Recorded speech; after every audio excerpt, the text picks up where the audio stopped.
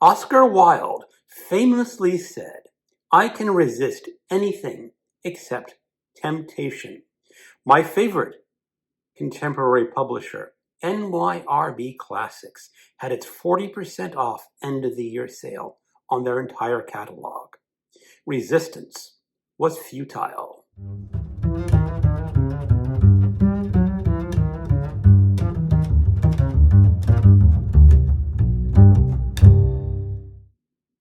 Hello, welcome to my channel, Another Bibliophile Reads. My name is Greg, and today I'm going to be showing you a short book haul of NYRB Classics. They had their end of the year 40% off sale. So I bought up some titles. If you are familiar with my channel, you will know that I am doing a book buying ban currently until I read 25,000 pages of books that I already own. But I set myself an exception for NYRB Classics when they have their 40% off sale, because I will always say yes to their 40% off sale. At the end of this video, I will show you a clip of my announcement of that exception. And I don't have safety scissors in this house.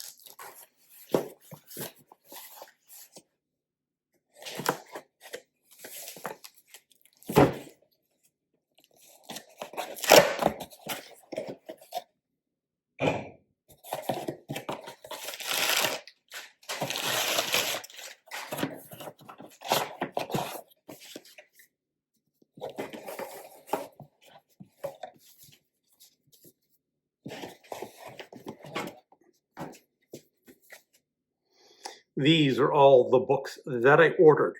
In order to show you each individual title, I am going to be giving you a different camera angle that is more friendly to showing you the actual book itself.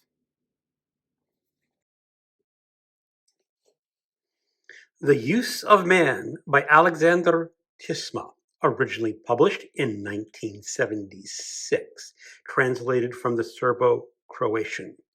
A stark, devastating novel set in Novi Sad during and after World War II, Tisma follows four young people whose lives are shattered by occupation, betrayal, and the machinery of genocide.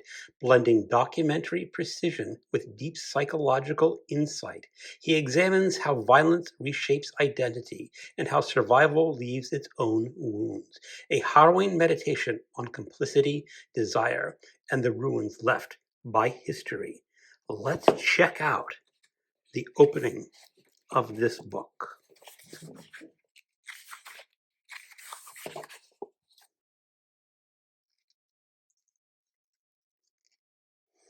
Fraulein's diary was small and oblong, with a coarse-grained red binding of imitation snakeskin. In the top right-hand corner was the inscription "Poussière" in embossed gold letters.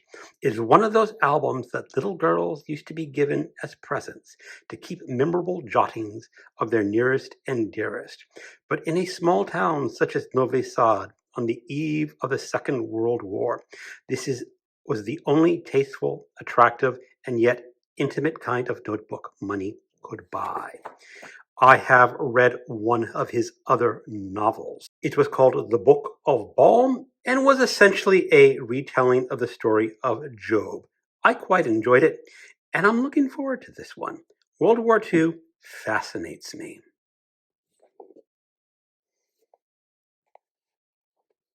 Capo by Aleksandar Tisma, originally published in 1987 and translated from the Serbo-Croation. Tisma's most controversial novel centers on a Jewish concentration camp prisoner who collaborates with the Nazis to survive.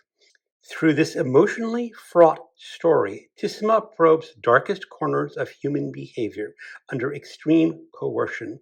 The book asks whether forgiveness or self-forgiveness is possible when survival is tied to the suffering of others. A challenging, unsettling exploration of moral ambiguity during the Holocaust. Let's check out the opening of this book.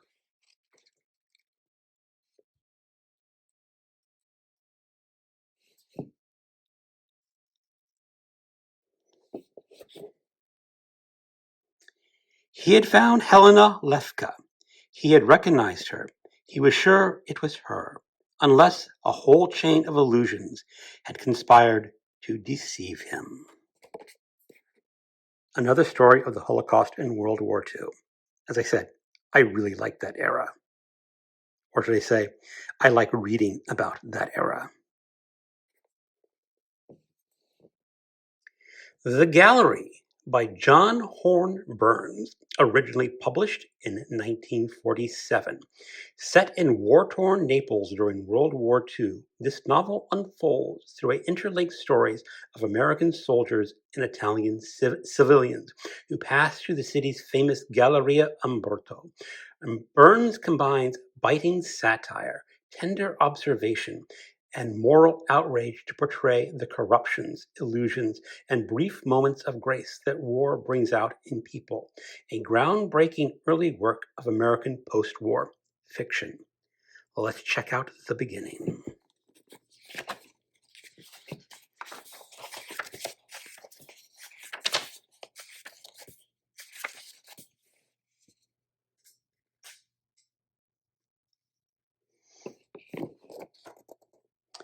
There's an arcade in Naples that they call the Galleria Umberto Primo.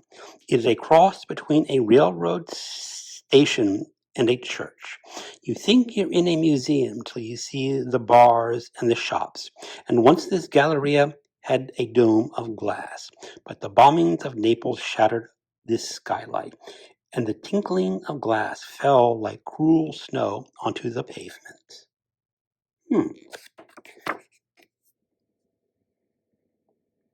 The Forbidden Experiment, the story of the Wild Boy of Aveyron by Roger Shattuck, originally published in 1980.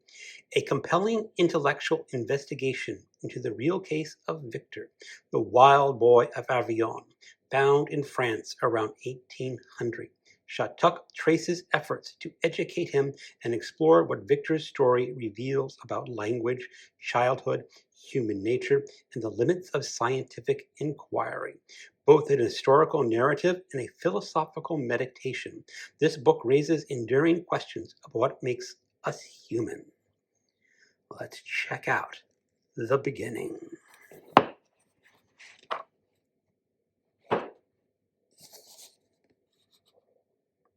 This is a true story, as true as I can tell it. The story recounts the extraordinary life that was neither good nor evil nor conventionally heroic. The wild boy of Aveyron survived on the outer edges of humanity in a state of something like moral weightlessness. We have no need to pass judgment on him, only to take account of so remarkable a case. The appeal of the story lies in a rare combination of uncertainty and hope, lodged in the events themselves, and in the way those events seem to touch our own lives. This is a work of nonfiction, of course, and it just seems utterly fascinating about a boy raised by wolves and the attempt to educate him.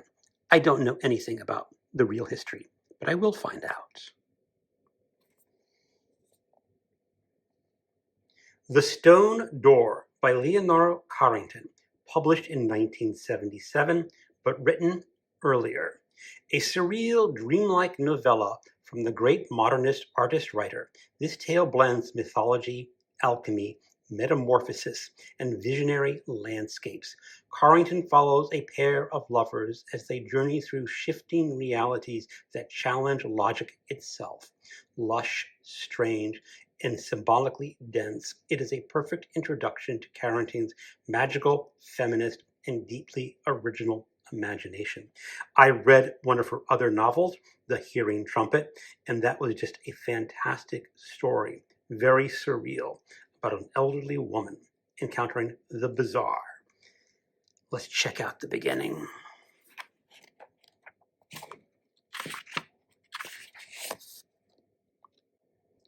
In the middle of a deep forest, black and alive as an Aztec Sorcidite's hair, stood a big house, Victorian style, very sad, neo-Gothic, Grecian, a Roman corner here and there, as if the architect had wrought a terrible revenge on his school days. This great building was incongruously crowned with a tower, which was really an observatory. Should be fascinating. The Invention of Morel by Adolfo Boy Casares, translated from the Spanish and originally published in 1940. A fugitive on a remote island encounters a group of mysterious people and slowly realizes they are not what they seem. Casares blends romance, metaphysics, and science fiction in a novella Jorge Luis Borges called Perfect, a haunting story about desire, immortality, and the way recorded images can escape reality. It remains one of the genre's most elegant and influential works. This book was recommended to me by a commenter in one of my earlier videos. I think it was Law or Medium John Silver, if I'm not completely mistaken. Let's find out the beginning. Oh yeah, this has illustrations.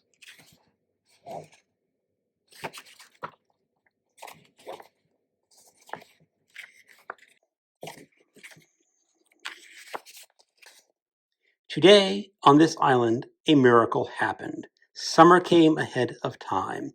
I moved my bed out of the swimming pool, but then, because it was impossible to sleep, I stayed in the water for a long time. The heat was so intense that after I had been out of the pool for only 2 or 3 minutes, I was already bathed in perspiration again. As the day was breaking, I awoke to the sound of a phonograph record. Afraid to go back to the museum to get my things, I ran away down through the ravine. Very short book, too. Only 103 pages long. Idiocy by Pierre Guyotat, originally published in 2000, translated from the French. A raw autobiographical novel recounting Guyotat's harsh youth in post-war France and his emergence as an artist. Written in his distinctive, challenging style, the book captures the turbulence of adolescence, sexual awakening, political rebellion, and psychological instability, while offering glimpses into a formation of one of France's most radical literary voices, intense and uncompromising.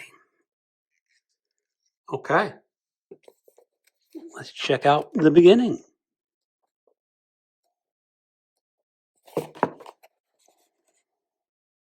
The Lice Girl, Paris, autumn 1958, under the Pont de Liama around midnight. Third night outdoors in our escape to Paris from Lyon, where, after 9 years of boarding school, I am now a student in my final year of lycée, living with my father's youngest brother, a psychiatrist. We'll have to see what this turns out to be.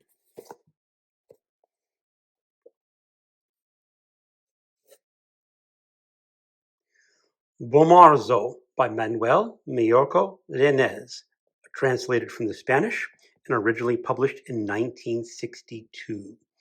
A lush historical novel narrated by Pierre Francisco Orasoni, the deformed Renaissance nobleman who created the famous Monster Park in Bomarzo, Italy.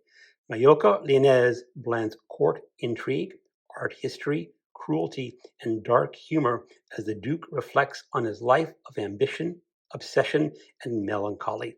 Baroque, sensuous, and memorable, it is a Gothic portrait of beauty and monstrosities intertwined. Let's read the beginning.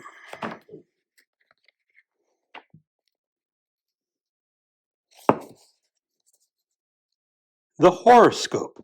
Sandro Benedetto, physician and astrologer to my kinsman, the illustrious Nico Orasoni, a Kondrati who, after his death, was compared to the heroics of the Iliad, cast my horoscope on March 6, 1512, the day on which I was born, at 2 o'clock in the morning in Rome. 37 years before, on the same March 6, but in 1475, also at 2 o'clock in the morning, Michelangelo Buonarroti saw the uncertain light of the world for the first time in an Etruscan village. Now, this paragraph continues on for a page and a half. Just have to leave it off from there. Now, this is the longest book that I purchased on this time, and it is 672 pages long. Not quite a mammoth.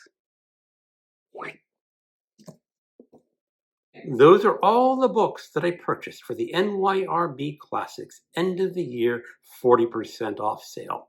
I hope there were some titles that you found intriguing. Do you have a favorite of the titles that I purchased?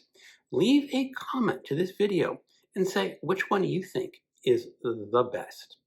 As promised, I will include a clip from my Read What You Own book buying challenge where I made an exception for NYRB Classics. My last exception is rather dubious. My favorite contemporary publisher is NYRB Classics. Usually at the end of December, they have a 40% sale off their entire catalog. You can see them behind me. I sort of collect NYRB Classics books. So I'm sort of including that in my collectible books, but I'm putting it as a standout because it is rather dubious. Thank you for watching and keep on reading.